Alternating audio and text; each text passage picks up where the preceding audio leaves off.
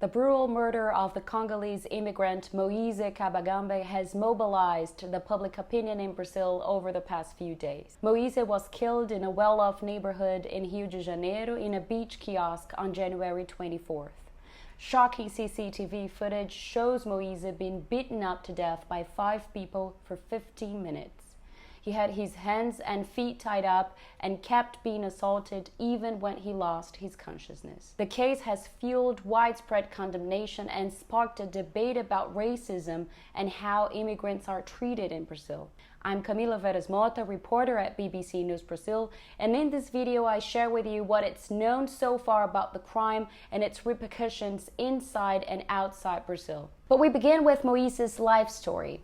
According to accounts by relatives, he arrived in Brazil in 2011 at only 14 years of age, with 3 brothers, fleeing the armed conflict in his motherland, the Democratic Republic of Congo. Upon their arrival, they were assisted by a charity called Caritas, who's been close to the family ever since. His mother arrived in 2014, and after more than 10 years in Brazil, Moise was fluent in Portuguese, the local language. He loved football, the national sport, and liked to spend his time off in a park close to his home, in the outskirts of northern Rio, where part of the Congolese community gathers. We'll talk about the situation of the Congolese immigrants in Rio a bit down the line, but first, just a quick context about the conditions that pushed Moise and his family to Brazil. For more than 2 decades now, the Democratic Republic of Congo, the DRC, has been going through a conflict that has taken more than 6 million lives and forced more than 1 million people to become refugees, according to figures from the United Nations. The number is relatively small, but the Congolese are the 3rd largest group of asylum seekers here. Until 2020, around 57,000 refugees lived in Brazil. The vast majority, 46,000, come from neighboring Venezuela. Then there are the Syrians and the Congolese, as reported by the official statistics. According to the accounts by relatives, Moise went to the beach kiosk on the night of January 24th to demand overdue payments.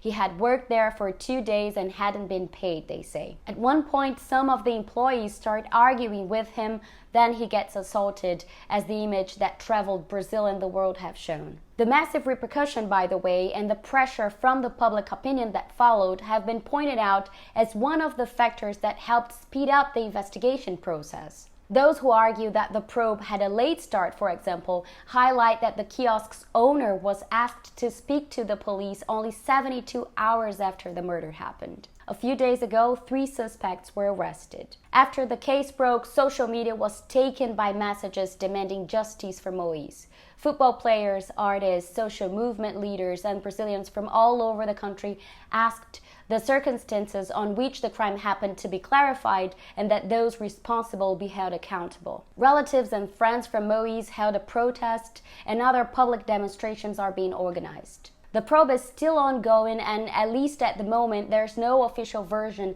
explaining what happened. The case is being investigated under secrecy, by the way. Moise's death, a black man, an immigrant resident of a poor neighborhood in Rio, feeds the discussion about racism and xenophobia in Brazil. In a public statement, International Amnesty has called the case a violation of the human right to life and to human dignity. It also said that the murder reproduces a systematic pattern of violence perpetrated against refugees and black people in Brazil. One of Brazil's Supreme Court justices said the episode raises concerns about the risk of intolerance, racism, and xenophobia in Brazil, and that it needs to spark a discussion about migrant integration policies. Maria Carvalho Dantas, a Brazilian congresswoman in Spain, has spoken in a very asserting way about it at the Spanish Congress.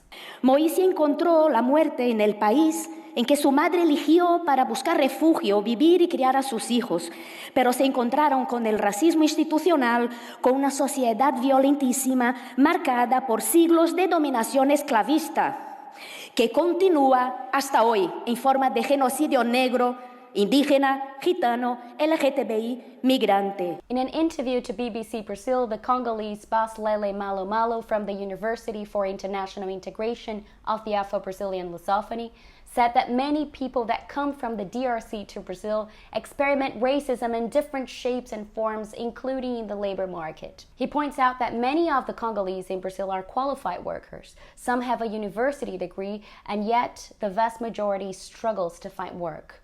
The lack of opportunities and the economic hardships pushes the vast majority of Congolese migrants to favelas, shantytowns, according to social worker Aline Tule from the charity Caritas in Rio de Janeiro. She spoke with one of my colleagues and told him that many business owners take advantage of refugees because they think they're not entitled to the same basic rights as Brazilians and are not familiar with the legislation.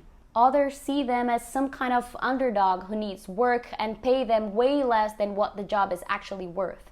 It's exploitation disguised as humanitarian aid, she says. For now, Brazilians are waiting to hear about the conclusions of the investigations.